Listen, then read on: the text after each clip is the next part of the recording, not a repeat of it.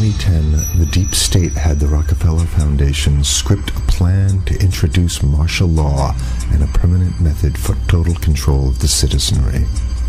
In this plan that they disguised as an academic scenario, as they called it, the method they would use to gain complete prison-like control of the entire population was to infect them with a devastating biological pandemic, and then, under the guise of protecting us from this threat, they would be free to implement their final solution, a prison state.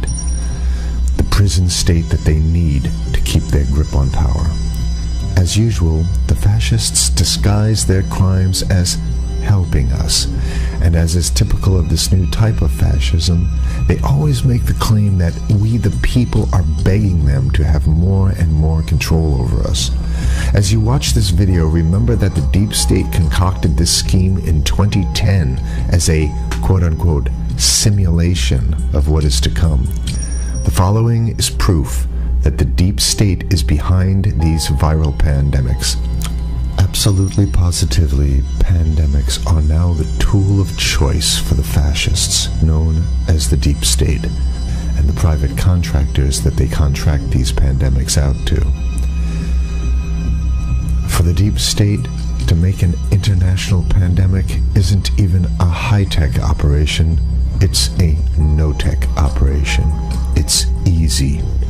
A simple vial of Ebola, SARS, MERS, Spanish flu, or coronavirus, or whatever they come up with in their secret bioweapons lab, is all they need to bring the world into their total control. The only thing you have to remember is if they can do it, they will do it, which means they already have done it. The ruling establishment has a lot of, they will stop at nothing to complete their toolkit of control, right? So one of the things that has been missing from the toolkit of total control has been quarantines and curfews, right? Mm-hmm. So now, welcome to the new world in America, where to get on a bus, to go through a subway station, if you think that the procedures at the TSA are onerous, right? Guess this is coming to a bus depot near you. It's a more invasive way, and the ruling class needs this because, let me say, if the ruling class ever saw wide-scale civil unrest, you'd see an Ebola outbreak in America right away. Okay, so this is, what you see is that Ebola is another tool in the toolbox of the ruling class to control. Yeah, to keep down absolutely, repression. Positively, 100%. This is a tool. Right. Ebola doesn't just magically start spreading. Mm-hmm. And then we have this doctors that come back here. The white people, of course, live. Mm-hmm. You know, the two whites who got it or survived. All the black people that get it die. Right? It's very possible that these one of these NGOs over there is going around with a veil of Ebola or spreading it from a small plane onto villages. The point is to get hundreds of thousands of people infected with it and create the next phase of control. Now, one of the things I'd like to show to back up my my claims here.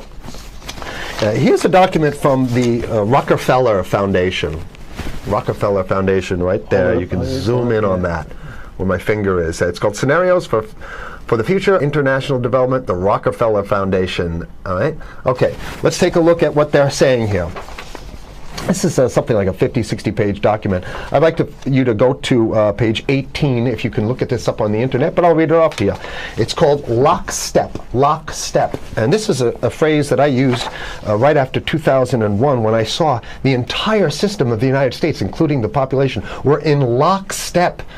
So the Congress went along, and yes, it was Osama bin Laden, and the people waved their flag and said, I hate, hate, hate, hate, and everything was in lockstep. Well, in 2010, they published this, Rockefeller Foundation, and here's what they're saying.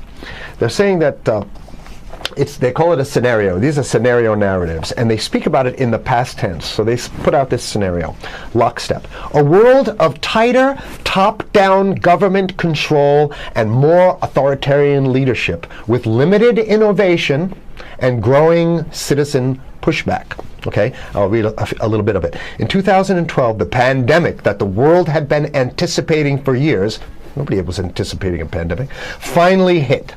Unlike 2009's H1N1, this new influenza strain originating from wild geese, they use some scenario, but this is Ebola they're talking about. Ahead. Even the most pandemic-prepared nations were quickly overwhelmed when the virus streaked around the world, infecting nearly 20% of the global population and killing 8 million in just 7 months, the majority of them healthy young adults. The pandemic also had a deadly effect on economies. You can see the agenda.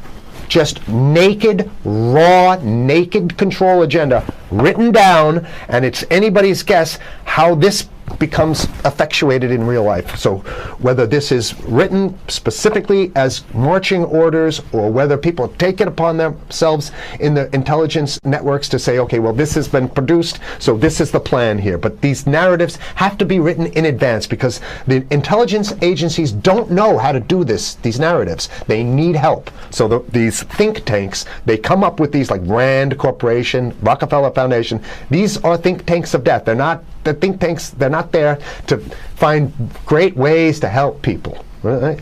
Okay, the pandemic also had a deadly effect on economics. International mobility of both people and goods screeched to a halt.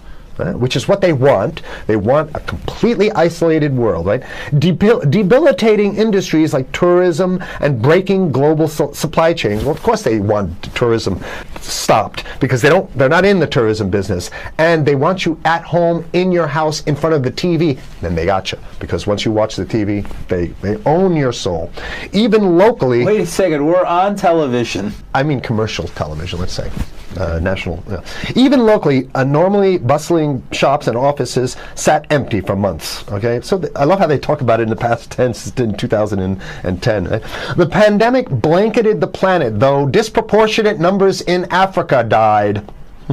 Southeast Asia and Central America, where the virus spread like wildfire. It sounds like the opening monologue of a disaster movie, right? Exactly. Now listen to, here's the good stuff now.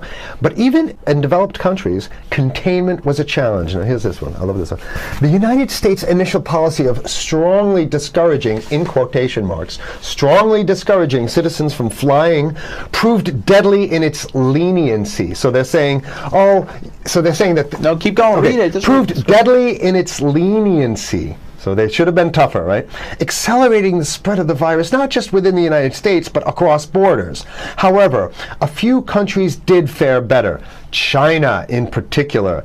The Chinese government's quick imposition and enforcement of mandatory quarantine for all citizens, as well as its instant and near hermetic sealing off of all borders, saved millions of lives, stopping the spread of virus far earlier than in other countries. So the message is here is we have to look towards the Chinese, the oppressive totalitarian Chinese regime as an example of what we need to be doing here. And of course, the ruling class here loves the Chinese regime because they have demonstrated to the ruling class the most efficient form of capitalism, which is authoritarian capitalism. So we have capitalism, but unfortunately we have this like veil. I get it. We have this veil of democracy. This is very interesting. This is continue on. Okay. Okay. China's government was not the only one that took extreme measures to protect its citizens from risk and exposure. During the pandemic, national leaders around the world flexed their muscles, flexed their authority, and imposed airtight rules and restrictions. You can see the agenda. Okay, go. Okay. From the mandatory wearing of face masks to body temperature checks at the entries to communal spaces like that's what's happening right now. Yeah, but soon it's going to be like body. You know, it'll be at the subway. Yeah, well, is that what you're saying? We'll be going through this in the to get on buses and the subway, absolutely, things positively. like that. And what this means though is don't think about having a cigarette, a joint on you, or I mean, basically you can't. This is a dragnet for everything. So if in order for you in other words, just like with stop and frisk, this is ultimate stop and frisk. This is the ultimate cavity stop and frisk, cavity search kind of thing. All right, so during the pandemic, national leaders around there flex their authority. Now there's some good stuff. Listen to this. And even supermarkets, they want body checks at supermarkets, okay? So basically what they're saying is they're building a system where every move you make, you got to go through them. You can't get food. Well, how about if you go to the farmer's market? Right. Here's the good stuff now. I mean, it just keeps getting better. Even after the pandemic faded, this more authoritarian control and oversight of citizens and their activities stuck and even intensified. That's the whole point. So they're going to get rid of... Did that happen already with 9/11? Of course. 9/11 was how many, 14 years ago, and we still have all these draconian rules. So they're going to put the body cavity USA, searches Patriot, and all that. That's right. So in order to get to a supermarket, you got to have a body cavity search, and then when there's no more Ebola, well, you know what? We kind of like this way because we have an complete infrastructure of a control grid. In order to protect themselves from the spread of increasingly global problems, from pandemics and national terrorism to environmental crisis and rising poverty, leaders around the world took a firmer grip on power. Well, what the hell would rising poverty have anything to do with imposing strict citizen controls with face masks? So they're very sloppy stuff here. At first, the notion of a more controlled world gained wide acceptance and approval. I'm sorry. Nobody likes this stuff. They're just saying it. No, I have to provide analysis. Only because we only have 5 minutes left, so that's. Oh my God. Okay. Citizens willingly gave up some of their sovereignty and their privacy to more paternalistic states in exchange for greater safety and stability. I mean, that's just a complete naked contradiction to the famous saying that if you think you're going to give up a little bit of security, I mean, if you're going to give up your freedom for security, you're going to get neither. That's the long-standing thing. And here what they're doing is they're not even ashamed or embarrassed to absolutely say the exact opposite. They're saying, yes, we all want to give up our privacy and sovereignty for more stability and security and stability. So you don't get that. When you give it up like that, you get the shaft. Can you show us the cover again of what you were just reading? One more time, and then I have two more documents. Right, this is what we were reading here, and just zoom in a little bit so folks can see it. He'll zoom in, don't worry, you can relax. And scenarios for the future of technology and international development. Okay, now I have two more documents. Keep it zoomed. We have the National Security Memorandum of December 10th, 1974. This is Henry Kissinger's brainchild. The National Security Memorandum number 200. You can look that up on your internet. I'll summarize it. He says that there's too many people, we got to get rid of the population. So to answer your question. From earlier. Yeah, he says, he used the word depopulation, which is different. Depopulation means killing people that already exist, and it's to get the minerals, because we need the minerals. And here's another one. The CDC has a patent on Ebola. They patented it. Yeah? Right. So basically, if you want to get a cure for your Ebola, you got to go. It right up here, right? It says human Ebola virus species and compositions and methods thereof, and it's a patent. It's a patent. They patented the main strain plus something like 17 other strains of it. So they own it now, and I don't know how exactly you can own that, but apparently they've done the same thing. Yeah, I didn't think you could own a natural. Yeah, you can. I guess the main thing to finish off this show is this: that they want to get more control, more and it's going to be curfews and quarantines. So what I'm saying is that unless the American people start to get some new way to revolt, a new way to organize, new way to protest, unless we can break through the apathy, because that's what we have here, then it's going to be a slave state here. The ruling class doesn't seem to have too much resistance. They're getting everything on their Christmas shopping list, and they've been wanting quarantines and curfews for a long time. Now they got it. And if you want to live in a world where you're tricked into all this stuff because it's for your safety, right? And if you want to have a probe and make sure you got to check your pockets, make sure you don't have anything incriminating on you before you go out, and when you step out of your house, you want some police there to monitor and see what you're doing. If that's the world you want to live in, be apathetic, don't do anything. You're going to get that world very soon. It's coming your way, definitely. Mm-hmm. Yeah. So what should people do? What's the hope? You have 30 seconds. To wake up, learn about it, and go fight these bastards in Washington. They're easy to beat. If we can just organize, we can beat them. It's simple. They're weak, and there's so few of them.